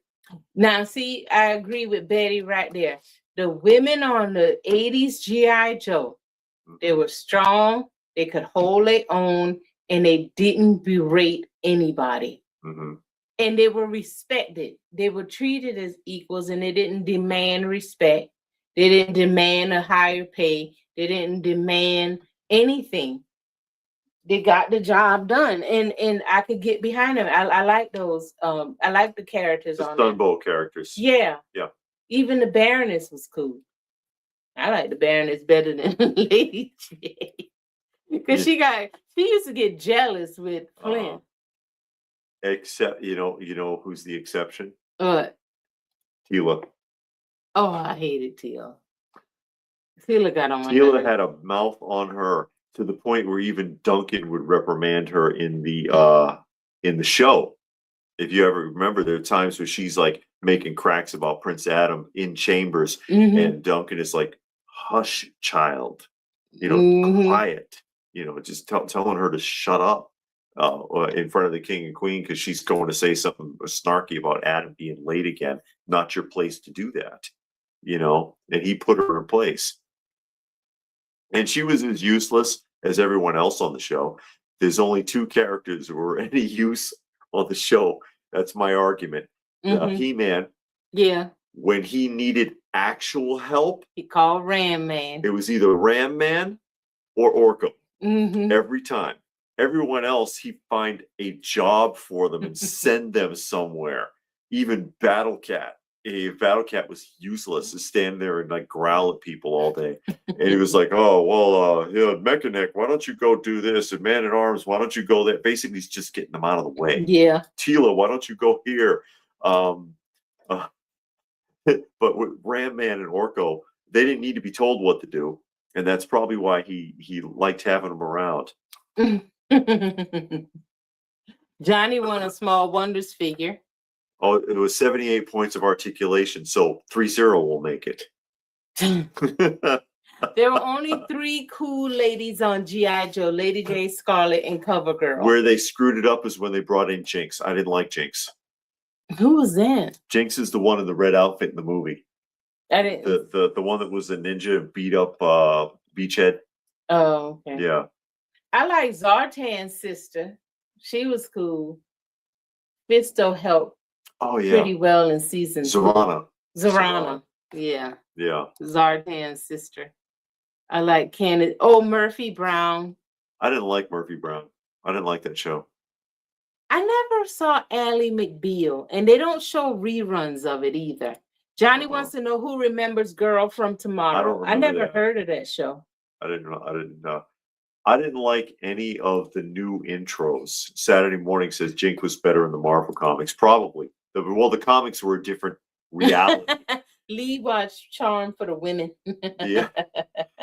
The comics, Marvel comics, and what was in the Sunbow cartoon is like two different canon. It's totally different the way that everything was done. But yeah, the new recruits that Beachhead was in charge of, Chuckles, and just how he behaved, and Big Lob talking nonstop and all of that. I didn't like any of the new characters. Yeah, that is true. The only two character people still care about is Snake Eyes and Storm Shadow. Yeah, because they still make. They made that Snake Eyes movie and everything. Storm Shadow was in it. I like the Storm Shadow character better than what they did with the Snake Eyes. Mm-hmm. The thing for Flint. Yeah, she did. And I think Lady J saw it because Flint kind of liked it too. Keeping Up Appearances were good. Keeping Up Appearances. Morals, Value. Yeah. Mm-hmm. We're watching Silverhawks now. Yes. And it's so close to Thundercats. Excellent artwork, really good continuity, same voice actors. The stories are a little bit more primitive, but it's still fun. Mm-hmm. It's still fun. It's the way that it's done. It's good incidental music, good theme song. Yeah. You don't see cartoons done like that anymore. No. And that's all storyboard. It's all storyboard. So yeah. And Comic Virgin, they like. Of course, because all Chuckles did was laugh maniacally and run around and throw stuff in the cartoon. It was awful. But yeah, being silent. Mm-hmm. Oh, Bewitched. What was that's the 60s. other one? I Dream of Jeannie. I Dream of Jeannie. Yeah, that's another 60s one. Mm-hmm. It's basically the same show. Yeah. The only difference being that in Bewitched, Darren didn't know what he was getting himself into because she told him on their honeymoon that she was a witch. But with I Dream of Jeannie, he knew the entire time. Mm-hmm. So the dynamic of on Bewitched, of Darren being at odds with her ability and being like, "Oh, do you have to do that?" I can see it because he never expected it. He married this chick, and it's like, wait a minute, what? You have magic powers? The hell? But with I Dream of Jeannie, he was always trying to get her to tone it down. But you knew from day one who and what she was. So it's not fair. That's the one with JR was the husband. Yes. Yeah. Yes. Oh, she had a 70s cartoon. And they crossed over with Scoop. That sounds familiar, but I don't remember. I don't remember. But anyway, we are at, we're just over 2 hours here, and we do have the show tomorrow. So we'll go ahead and start wrapping some things up. And I wanted to give a special thanks, of course, to Master Payne, to Pastor Rick, and to Stone Sour for making donations to our kitty fund, helping us out with our shelter cats. We really do appreciate it. Thank you, everyone else, for joining us here this evening. Hope you had a good time. Remember, if you haven't seen it, our show from today was filmed live and it's up. Also, I've put up another block of Christmas specials with cartoons today that's on the channel, and I'll be doing another one next week. And tomorrow we'll be filming live from the Conyers Toy and Comic Show. And but it'll be inside, so we'll be warm. Yeah, they'll hope you can join us for that. So thanks, everybody, and have a good evening.